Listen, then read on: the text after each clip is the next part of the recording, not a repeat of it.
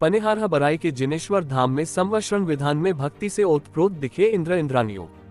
संवत्सरण विधान में इंद्र इंद्रानियों ने तीर्थंकरों की आराधना कर चढ़ाए महार्घ्य चढ़ाए। तारांकन, जहां सभी प्राणी भगवान की देशना सुनते हैं, वही संवत्सरण है उपाध्याय श्री विहसंत सागर जी।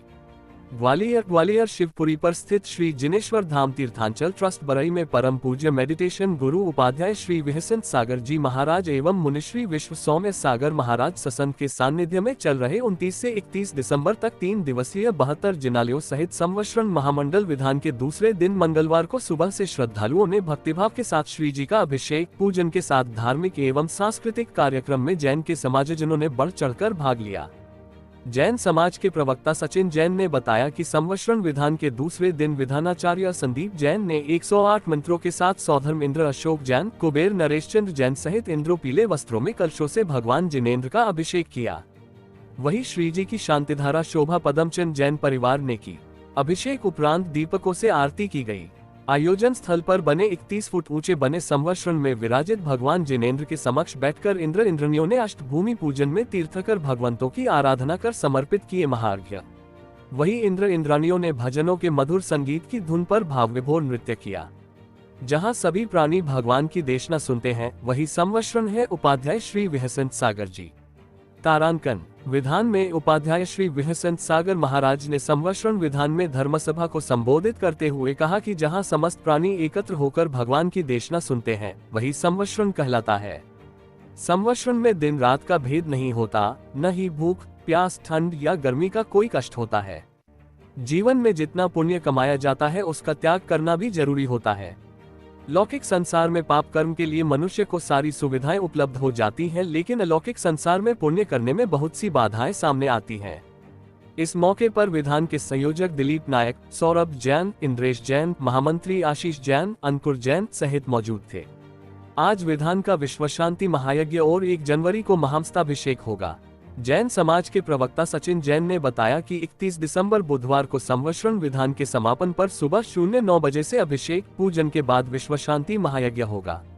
वहीं 1 जनवरी 26 नूतन वर्षाभिवंदन पर 6 वर्ष के उपरांत भगवान श्री महावीर स्वामी और प्राचीन जिनबिंब प्रतिमाओं का प्रथम कलशों से महामस्तकाभिषेक आयोजित होगा।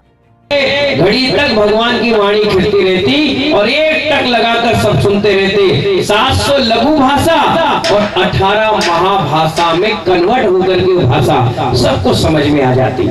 जैसे आज के समय में लोकसभा और राज्यसभा में, विधानसभा में ये चीजें है ना, जिस व्यक्ति को जो लैंग्वेज चाहिए उसने वहां पर मीटर डाल दिया, नंबर सेट कर दिया, माइक लगा लिया, उसको वही भाषा में समझ आती है। इसी प्रकार की भगवान की वाणी। और बताइए हम किससे बोल रहे हैं?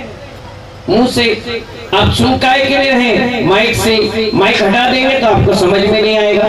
लेकिन वहां की इतनी सुंदर व्यवस्था होती है, जो मागध जाति के देव होते हैं, भगवान की सारी वाणी को लेकर कन्वर्ट करके सभी लोगों तक पहुंचा देते हैं और सबको समझ में आ जाती है। अगर सांप है उसकी भाषा में, शेर है तो उसकी भाषा में, डॉग है तो उसकी भाषा में, आप और हम हैं उसकी भाषा में, और देवताओं की भाषा है तो उनकी भाषा में उनको समझ में आ जाती है। किसी को ये नहीं समझ में ऐसा रहता कि अरे भाई हमें समझ में नहीं आया, क्या बताया आपने अभी? नहीं, बहुत ऊंची निकल गई। नहीं, जो भी बताएंगे वो आपकी भाषा में आपको समझ में आ जाएगा। आपको तो किंतु परंतु करने की आवश्यकता नहीं पड़ेगी। यहाँ तक कि भगवान अपनी वीतराग मुद्रा में ऐसे बैठते हैं और उनके पूरे शरीर से निकलने वाली आभा मंडल से शब्द वर्गनाएं निकलती हैं। ना उनका ओठ हिलता है, ना उनके दांत दिखते हैं, ना जीवा चलती है, ना हाथ पर हिलते हैं। बस ये मुद्रा में बैठे और सारे शरीर से निकलने वाली वर्गनाएं शब्द वर्गनाओं में तब्दील होकर हमारे तक पहुंच जाती है।